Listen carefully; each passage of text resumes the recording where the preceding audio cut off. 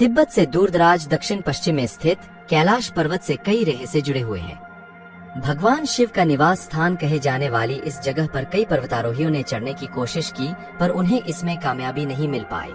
रूस के एक पर्वतारोही सर्गे सिस्टियाकोव कैलाश पर्वत के बहुत करीब तक पहुंच गए थे। उन्होंने अपने एक इंटरव्यू में बताया, मैं जैसे ही इस पर्वत के करीब पहुंचा, मेरे दिल की धड़कन काफी तेज हो गई थी। उस दौरान मुझे काफी कमजोरी महसूस हो रही थी। इसे देखते हुए मैंने वापस जाने का फैसला लिया। जैसे ही मैं नीचे की तरफ बढ़ा, वैसे ही धीरे धीरे मेरी सेहत में सुधार होने लगा। कुछ इसी तरह का अनुभव एक दूसरे पर्वतारोही कर्नल आरसी विल्सन ने भी साझा किया था। उनके अनुसार जैसे ही वह कैलाश पर्वत के नजदीक पहुंचे, अचानक ही तेजी से बर्फबारी होने लगी, जिसने उनका रास्ता रोक दिया और आगे जाने नहीं दिया। कैलाश पर्वत की 4 दिशाओं से 4 नदियों का उद्गम हुआ है।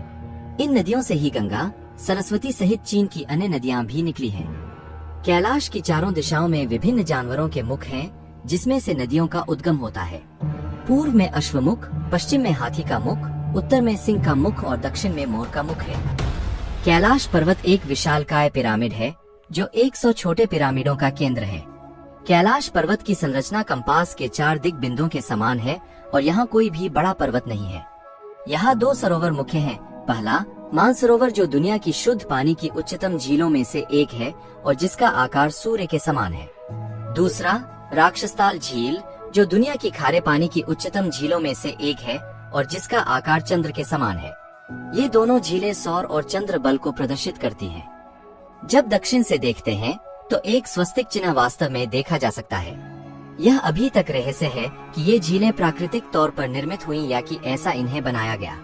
तिब्बत के मंदिरों में धर्मगुरुओं से मुलाकात की तो उन्होंने बताया कि कैलाश पर्वत के चारों ओर एक अलौकिक शक्ति का प्रवाह है, जिसमें तपस्वी आज भी आध्यात्मिक गुरुओं के साथ टेलीपैथिक संपर्क करते हैं। यदि आप कैलाश पर्वत या मानसरोवर झील के क्षेत्र में जाएंगे तो आपको निरंतर एक आवाज सुनाई देगी, जैसे कि कहीं आसपास में एरोप्लेन उड़ रहा हो।